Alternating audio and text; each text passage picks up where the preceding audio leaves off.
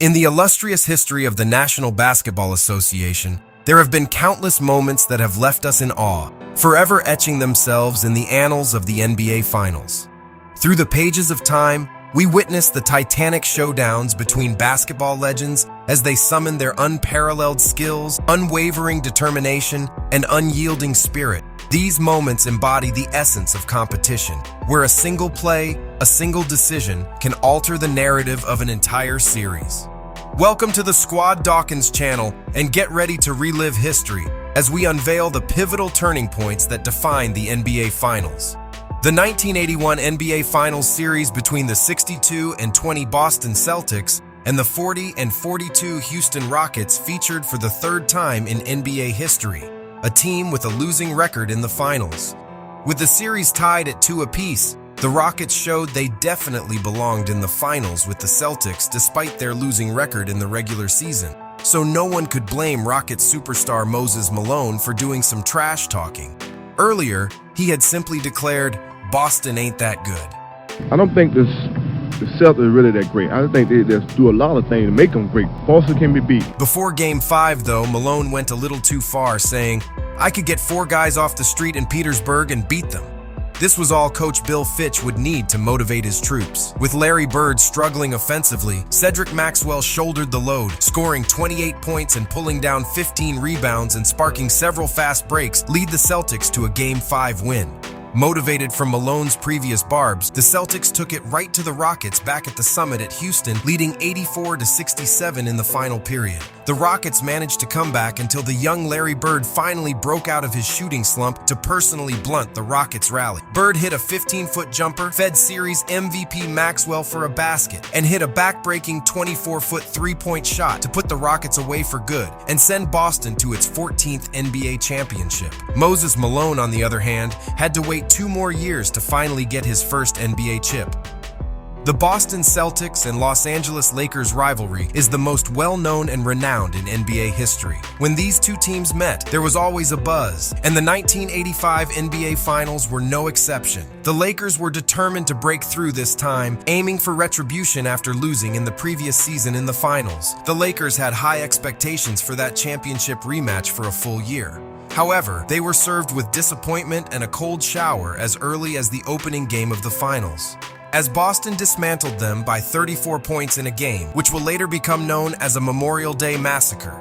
The media went crazy. Everybody called Kareem old and that he has to retire.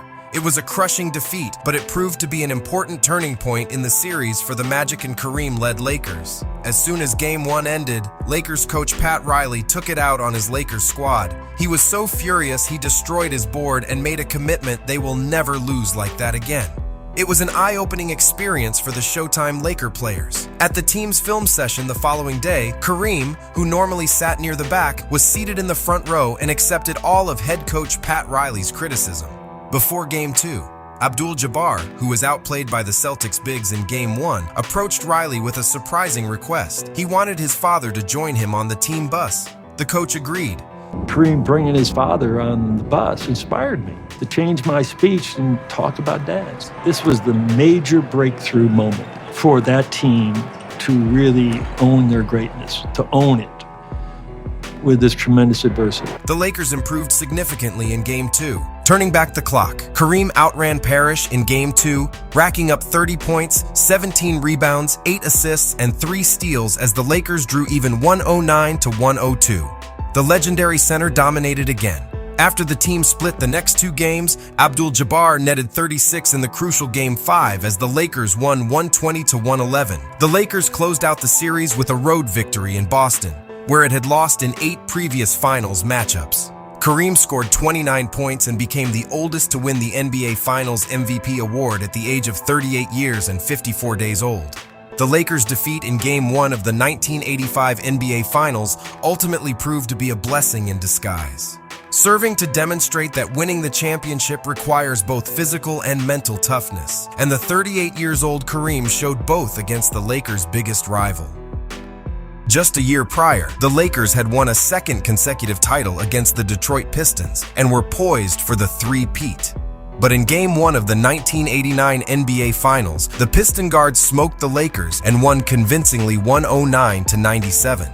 The Lakers snapped right back in Game 2 and held a 62-56 lead at halftime. But with about 4 minutes left in the third period, a major misfortune would befall the Lakers, leading 75-73. John Sally blocked a Michael Thompson shot, which started a Detroit fast break.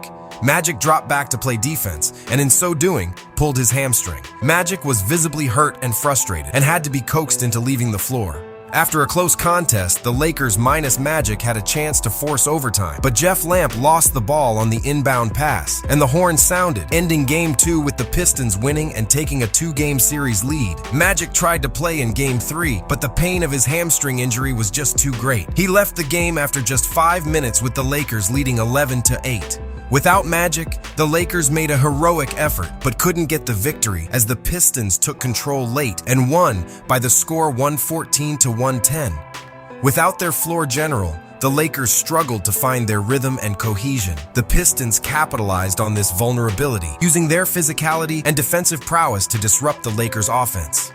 The absence of Magic loomed large over the Lakers as the Pistons went on to win the NBA Finals in a stunning 4-game sweep. The injury to Magic in the 1989 NBA Finals was a turning point that shifted the balance of power in favor of the Detroit Pistons.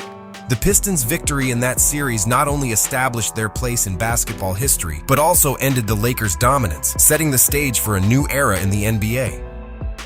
The 2006 NBA Finals between the Dallas Mavericks and the Miami Heat featured two teams who had never previously appeared in the finals for the first time since 1971. The series began with the Mavericks taking a commanding 2-0 lead. However, everything changed in Game 3 as Dwayne Wade unleashed his full potential in order to seize control of the series. In Game 3, held in Miami, Wade electrified the crowd and etched his name into NBA Finals lore. From the opening tip-off, Wade's explosiveness, skill, and determination were on full display. With an array of dazzling moves, fearless drives to the basket, and clutch shooting, he took over the game and single-handedly turned the tide in Miami's favor. Wade's performance was nothing short of extraordinary.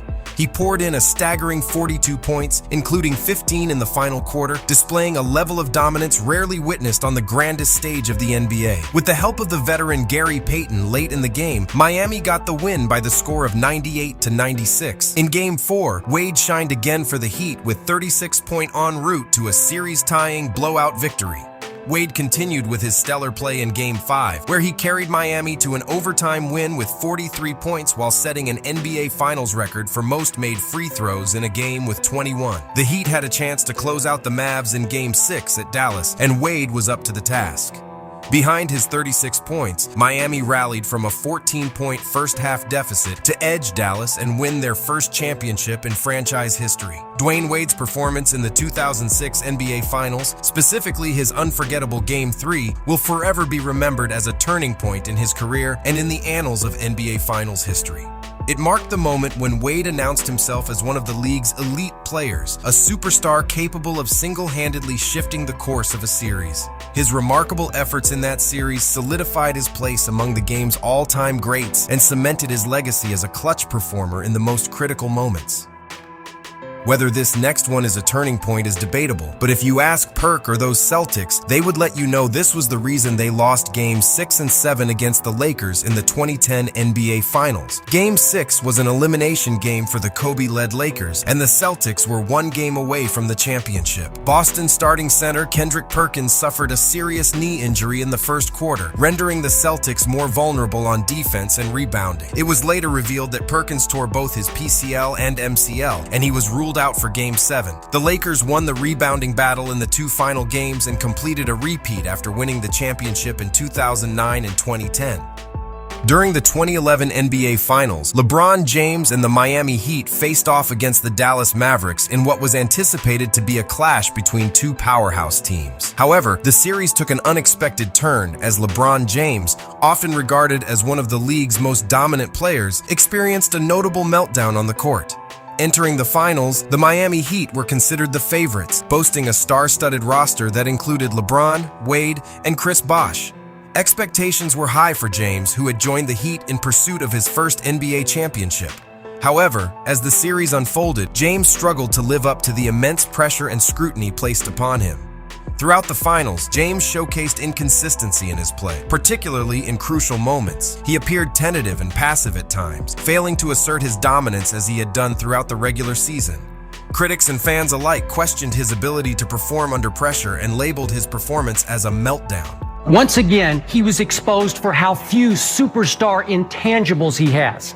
Most talented player in the NBA, but no killer instinct, no rising to the biggest occasions. One of the key moments that symbolized James's struggles came in Game 4 of the series. With the Heat leading by 15 points in the fourth quarter, James went missing in action, scoring just 8 points and failing to make an impact when it mattered most. What shocked me was that LeBron James went comatose on defense. After Jason Terry had called him out the day before, he went deadheaded on defense in the fourth quarter and let Jason Terry get loose for 8 points that should have been maybe 10 or 12 or 14 points in the fourth quarter. The Dallas Mavericks, led by Dirk's heroics, staged a remarkable comeback and ultimately won the game. James's inability to deliver in crunch time further intensified the criticism he faced. The meltdown narrative gained momentum as the series progressed. James's shooting percentages dropped, and his decision-making appeared questionable. He seemed to lack confidence and assertiveness, often deferring to his teammates instead of taking charge. Ultimately, the Dallas Mavericks defeated the Miami Heat in 6 games, capturing the NBA championship. LeBron James's underwhelming performance in the series and his perceived meltdown became a defining moment in his career. He faced widespread criticism and was heavily scrutinized for his inability to rise to the occasion and lead his team to victory. Facing with a 2-1 deficit in 2015 NBA Finals against the Cavs, Golden State head coach Steve Kerr made an adjustment of historical importance, starting swingman Andre Iguodala in place of center Andrew Bogut in Game 4 and for the remainder of the series. Draymond Green became the lineup's closest thing to an interior presence, and small ball enjoyed its grandest stage yet.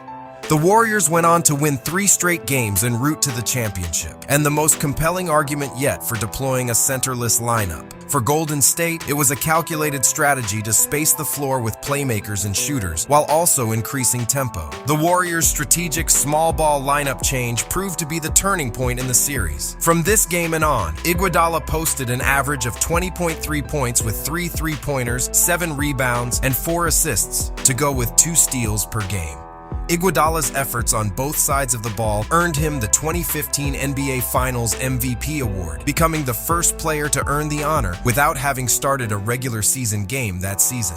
The Dubs' 21-point win in Game 4 of the 2015 NBA Finals was followed up with a Game 5 win back on Warriors ground. Then with the series lead, the Warriors returned to Cleveland where they battled with a resilient Cavaliers team but eventually came out on top 105-97 for their first NBA title in 40 years.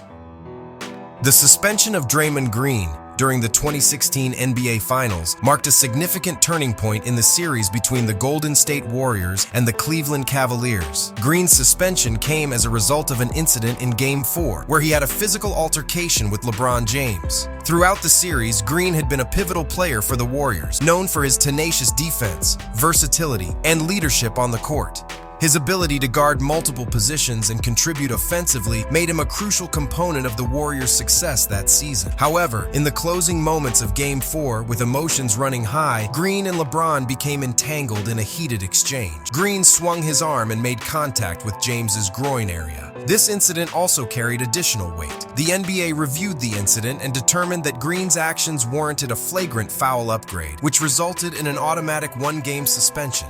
As a result, Green was forced to sit out Game 5 with the Warriors leading 3-1 in the series. Green's absence was keenly felt by the Warriors. His defensive intensity, playmaking ability, and vocal leadership were sorely missed on the court. If I played, we win, of course. So I do feel it's my fault that we lost. Absolutely my fault. The Cavaliers seized the opportunity, winning Game 5 and shifting the momentum in their favor. James and Irving led the charge for the Cavaliers, exploiting the void left by Green's suspension and taking advantage of the Warriors' defensive vulnerabilities. Although Green returned for Game 6 and provided a valiant effort, the Cavaliers managed to secure the victory, forcing a decisive Game 7. In the final game, the Cavaliers completed a historic comeback, overcoming a 3-1 series deficit to win the NBA championship. Draymond Green was playing so poorly in Game 4 of the 2022 NBA Finals that his mom shamed him on Twitter. and he was even benched for a significant stretch of the fourth quarter. After 3 quarters, Green had a decent stat line of 5 assists, 4 rebounds, and 3 steals. But he just didn't seem as locked in as he is known to be. And to make matters worse, he was making virtually no impact on both ends of the court. The Warriors were down 2-1 and Game 4 was a must-win for them. Green's ineffectiveness forced Warriors coach Steve Kerr to make a drastic decision. He benched Green in favor of Looney about 5 minutes into the fourth. The move was key to Golden State's ability to grow the lead as the Warriors looked more cohesive on offense and aggressive on defense. With Green on the bench, the Warriors went on an 11-4 run that effectively swung the game in their favor. Green did return with 3:41 left in the game, but was repeatedly subbed in and out as Kerr elected to do an offense-defense substitution with him and Poole. Steph Curry was sensational in Game 4 with 43 points and 10 rebounds, but the benching was a turning point for Green and the Warriors, as the big man made some big plays down the stretch and elevated his game as the series progressed. The Dubs ended the series with 3 straight wins, and despite Green's feelings about it being disrespectful, I got offense-defense sub. By the way, I felt like that was disrespectful as fuck. But it's cool. Like, I didn't take it personal because the only thing that was important to me was to win a championship. benching him at that moment clearly worked out for the Warriors as they won their 4th title and officially became an NBA dynasty. Tell us in the comments, what is your favorite moment in NBA Finals history? And if you enjoy this video, hit the like button, share, and subscribe. For even more basketball content, subscribe to our other channels, Free Dawkins and Vintage Dawkins, and follow us on social media.